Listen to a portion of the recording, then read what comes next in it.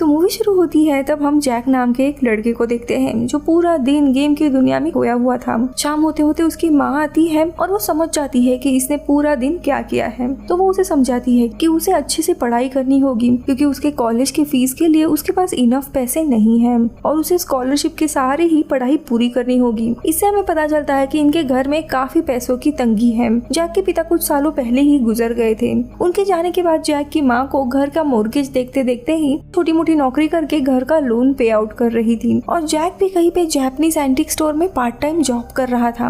अब थोड़े समय के बाद जैक उसी एंटीक शॉप में जाने के लिए निकलता है अपने साइकिल से। तभी कुछ लड़कों से वो टकरा जाता है और वो लड़के जैक को बुली करने लगते हैं, लेकिन उन लड़कों को जैक को अभी मारना था इसीलिए उसे झगड़ा करने लगते हैं। लेकिन जैक मौका देख के वहाँ से अपनी साइकिल लेके भाग निकलता है और ये 5 से 7 लड़के जैक का पीछा करने लगते हैं। तब तक वो एंटीक शॉप में पहुँच जाता है। शॉप के ओनर थे मिस्टर चैन। जैक की हालत देख के वो भी समझ जाते हैं, तो जैक कहता है कि हाँ मैं एक डरपोक लड़का हूँ जो इन लड़कों से भाग आया। तो वो उसे समझाते हैं वीरता की बातें करने में और दिखाने में काफी फर्क होता है, तुम डरपोक नहीं हो। और वो शॉप में काम करने लगता है। मिस्टर चैन के भाई ने उनके लिए परिवार की विरासत से आने वाली एक चीज उनको भेजी थी जो इनके फैमिली में बरसों से थी। इसे योद्धाओं का द्वार कहते हैं और उसमें एक वॉरियर प्रिंसेस की मूर्ति बनी थी जिसने अपने देश को दुश्मनों से बचाया था। जैक को ये चीज काफी पसंद आती है, इसीलिए मिस्टर चैन उसे कहते हैं ये चीज अगर तुम्हें इतनी अच्छी लगी है तो मेरे तरफ से तुम्हारे लिए ये तोहफा है। और वो उस बड़े से वेसल को अपने घर लेके आता है। अभी रात में जैक अपने कमरे में सामान रख के सो जाता है, लेकिन अचानक से एक योद्धा उसके घर में आ जाता है और उसे तलवार के नोक पे पकड़ के पूछता है कि ब्लैक नाइट कहाँ है। तो जैक उसे पूछता है तुम कौन हो। और ब्लैक नाइट ये मेरे गेम में मेरे कैरेक्टर का नाम है, मेरा असली नाम जैक है। अब उस योद्धा को कुछ समझ नहीं आता कि ये क्या कह रहा है और जैक से कहता है कि देखो हमारे राज्य पर हमला हुआ है, इसीलिए मैं तुम्हें काफी अनमोल चीज सुरक्षित रखने के लिए दे रहा हूँ। अगर इस अनमोल चीज पे हमला हुआ तो तुम्हें ही उसे प्रोटेक्ट करना होगा। और तभी दूसरे दरवाजे से काफी खूबसूरत लड़की जो कि प्रिंसेस होती है वो बाहर आती है। इसका नाम प्रिंसेस सू था। वो जैक से पूछता है कि तुम कौन से हथियार से प्रिंसेस की रक्षा करोगे, क्या हथियार है तुम्हारे पास। अब ये सुन के वो बेचारा कंफ्यूज होता है और कहता है मैं सिर्फ 16 साल का लड़का हूँ, मेरे पास कोई हथियार नहीं है। अब ये सुन के वो योद्धा प्रिंसेस के पास जाता है और अपनी भाषा में उसे बोलता है कि मुझे माफ कीजिए हाइनेस, यही एक सेफ जगह है पूरे दुनिया में, कुछ दिनों के लिए आपको इसी वर्थलेस आदमी के साथ रहना पड़ेगा, जैसे ही सिचुएशन ठीक होगी मैं आपको लेने आऊंगा। और वो उसी बड़े से वेसल में कूदकर वहाँ से निकल जाता है। जैक जब उस वेसल को देखने जाता है तो उसमें कुछ भी नहीं था। अब ये प्रिंसेस उसी के रूम में सो जाती है। अब अगले दिन सुबह वो बाहर लॉन में मार्शल आर्ट्स की प्रैक्टिस कर रही थी। ये देख जैक डर के अपने माँ के नजरों से उसे बचाता है। फिर उसकी माँ ऑफिस चली जाती है। वो प्रिंसेस को अंदर बुलाता है और कहता है कि तुम ऐसे ही ओपनली नहीं रह सकती ऐसे कपड़ों में, इस दुनिया के तौर तरीके अलग हैं। लेकिन थोड़ी देर में जैक का एक दोस्त आता है। अब वो भी प्रिंसेस को हेलो हाय कहने के लिए जाता है, लेकिन वो प्रिंसेस सीधा उसे उठा के कुचल देती है क्योंकि प्रिंसेस को छूने की आज्ञा किसी को भी नहीं थी। अब उसका दोस्त वहाँ से चला जाता है। प्रिंसेस वापस बाहर घूमने के लिए जाती है, लेकिन जैक उसे कहता है कि तुम्हारे लिए नए कपड़े लेने होंगे इस दुनिया में जो पहनते हैं वो, और वो उसे मॉल लेके चलता है। उसका पूरा गेटअप चेंज करता है। प्रिंसेस मॉल में काफी मजे करती है और दोनों भी शाम को घर आते हैं। लेकिन तभी जैक की माँ घर पे थी और वो प्रिंसेस को देख लेती है। जैक उन्हें कहता है हमारे स्कूल में एक्सचेंज स्टूडेंट का प्रोग्राम चल रहा था और इसीलिए सू जापान से आई हुई है और प्रोजेक्ट के लिए कुछ समय तक यहीं पे रहेगी। फिर ये तीनों भी डिनर करते हैं और सू गेस्ट रूम में सोने चली जाती है। अब अगले दिन जैक की माँ कहती है कि उसे कुछ दिनों के लिए बाहर जाना पड़ेगा, तो जैक भी उन्हें बाय कह के वहाँ से निकल जाता है। लेकिन जैसे ही घर के अंदर आता है वहाँ पे प्रिंसेस के जो दुश्मन थे उन्होंने ऑलरेडी इसके घर पे हमला कर दिया था। अब इसके घर में वो कैसे आए, कहाँ से आए, कुछ भी पता नहीं था। सारे घर को उन्होंने तबाह कर दिया था। वो प्रिंसेस से लड़ रहे थे। जैक के ऊपर भी हमला होता है, वो कैसे तैसे खुद को बचाता है, लेकिन वो लोग प्रिंसेस को वापस अपने दुनिया में लेके जाते हैं। वो ये चीज देखता है और वो भी उनके पीछे पीछे मिस्टर चैंग ने जो बड़ा सा वेसल दिया था उसमें एक सीढ़ी लगी हुई थी वो सीढ़ी से नीचे जाता है और सीधा कूद जाता है, तो वो भी एक अलग दुनिया में पहुंच जाता है। लेकिन जैक किसी और जगह पे गिर जाता है। जैक दरअसल जाऊ जो योद्धा था उसके घर में गिरता है, जिसने प्रिंसेस को उसके घर में छोड़ा था।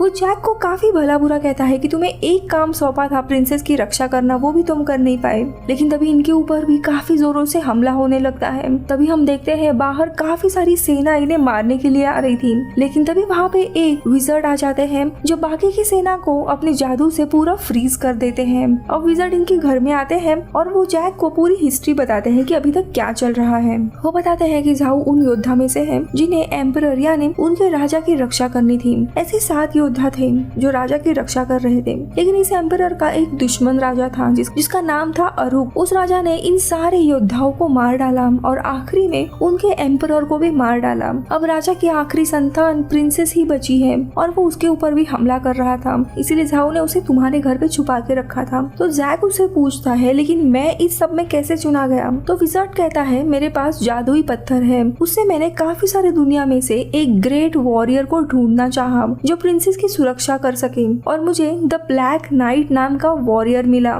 इसीलिए तुम चुने गए। यानी यहाँ पे जैक के गेम का जो अवतार था द ब्लैक नाइट, वो काफी होशियार योद्धा था, वो इस प्रोसेस में चुना गया था। लेकिन द ब्लैक नाइट ऐसा योद्धा कोई रियल दुनिया में एग्जिस्ट नहीं कर रहा था, इसीलिए उसका मालिक जैक चुना गया। अब जैक के लिए ये काफी नई दुनिया थी, इसीलिए वो भी इस एडवेंचर का हिस्सा बनता है और जैक और जाऊ दोनों भी निकल पड़ते हैं प्रिंसेस को ढूंढने के लिए। इन्हें अरूप नाम के उस निर्दयी राजा से लड़कर प्रिंसेस को ढूंढ के उसे बचाना था। अब इनका सफर काफी दूर था, तो जाऊ और जैक इन दोनों की भी रास्ते में दोस्ती होती है। जहाँ भी जैक मजाक मजाक में जाऊ को मॉडर्न जमाने का डांस सिखाने लगता है, तो जाऊ उसे वॉरियर की तरह कैसे लड़ना है ये सिखाता है, काफी सारे ट्रिक्स उसे बताने लगता है। अब कुछ समय बीत जाता है और इनके रास्ते में एक बहुत बड़ी नदी पड़ती है, लेकिन जाऊ को तैरना नहीं आता था, इसीलिए वो कहता है इस नदी से घूम के हम दूसरे रास्ते से निकलते हैं। तो जैक उसे कहता है कि नहीं, मैं तुम्हें तैरना सिखाता हूँ, इससे हम बहुत जल्दी पहुँच जाएंगे। और वो उसे तैरना सिखाने लगता है और दोनों भी नदी के उस पार चले जाते हैं। अब कुछ और चलने के बाद ये लोग उस दुष्ट राजा के किंगडम में पहुंच जाते हैं। दोनों भी एक प्लान बनाते हैं और गार्ड जब खाना लेने जाते हैं तब उन गार्ड्स को मारते हुए ये लोग महल के अंदर पहुंच जाते हैं और जैक प्रिंसेस सू को बचाता है। प्रिंसेस सू भी जैक को अपने दुनिया में देख के काफी खुश हो जाती है और दोनों भी एक दूसरे को किस करने ही वाले थे, लेकिन तभी जाऊ वहाँ पे आ जाता है और ये तीनों भी वहाँ से निकलते हैं। लेकिन वापसी में इस राजा के लोग इन्हें घेर लेते हैं और वापस पकड़ के इन तीनों को भी जेल में डाला जाता है। जैक और जाऊ दोनों भी एक जेल में थे और अगले दिन उन्हें फांसी होने वाली थी, तो वो राजा प्रिंसेस से अगले दिन शादी करने वाला था। तभी इनके जेल में जाऊ एक तितली की मदद से उस विजर्ड से मदद के लिए कहता है। उसी रात जब प्रिंसेस अपनी जेल में थी तब अजीब सी एक जादू की लहर आती है और ये शॉट इधर ही कट होता है। अब हम अगले दिन देखते हैं जहाँ पे जश्न का माहौल था, क्योंकि आज राजा प्रिंसेस से शादी करने वाला था। तो दूसरी जगह पे जोंग और जैक इन दोनों को भी पकड़ के रखा था और उनको फांसी होने वाली थी। अब शादी का समय शुरू होता है और इसी दौरान राजा प्रिंसेस की वेल उठाता है और उसका चेहरा देख के काफी डरता है। वो एक अजीब से मॉन्स्टर में बदल गई थी, लिजर्ड की तरह। उसकी काफी बड़ी जबान थी और आंखें भी काफी अजीब थी। यह रूप देख के आसपास भगदड़ मच जाती है और जाऊ के यहाँ पे वही तितली आ जाती है। वो और कोई नहीं बल्कि वो विजर्ड ही था और वो इन दोनों को भी छुड़ाता है और जैक के शूज पे वो जादू करता है जिससे जैक हवा में उड़ता है और सीधा प्रिंसेस के यहाँ पे गिर जाता है और वो उसे बचाते हुए दूसरी साइड लेके आता है जहाँ पे लोगों को मारते हुए विजर्ड और जाऊ भी आ जाते हैं। वो वापस एक जादू के मदद से प्रिंसेस को ठीक करता है। इन चारों को भी सैनिकों ने घेर लिया था। प्रिंसेस भी उनसे काफी लड़ाई करती है। इसी दरमियान विजर्ड जैक को एक दूसरी जादुई पाउडर देता है इन सारे सैनिकों पे डालने के लिए।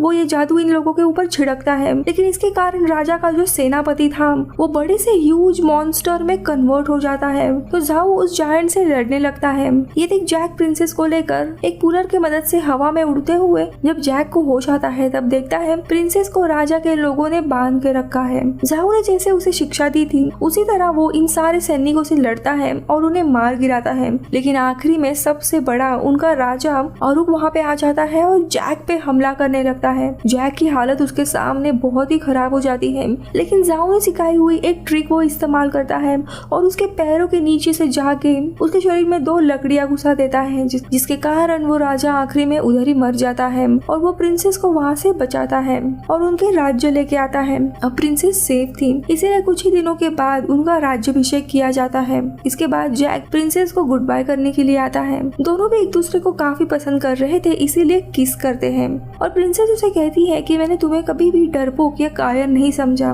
तुम बहुत ही बहादुर हो। लेकिन उसे अपने दुनिया में लौटना था, इसीलिए वो बाहर आता है। उसके लिप्स पे लगा हुआ रंग देख गार्ड समझ जाते हैं कि इसने प्रिंसेस को टच किया था, इसीलिए वो उसे गुस्से में मारने के लिए आते हैं। लेकिन सही समय पर जैक, जाऊ और विजर्ड को गुड बाय करके वापस उस वेसल से अपने दुनिया में टेलीपोर्ट हो जाता है और वो वेसल पूरी तरीके से टूट जाता है, यानी वो वापस प्रिंसेस से मिलने के लिए उसके दुनिया में अब नहीं जा सकता।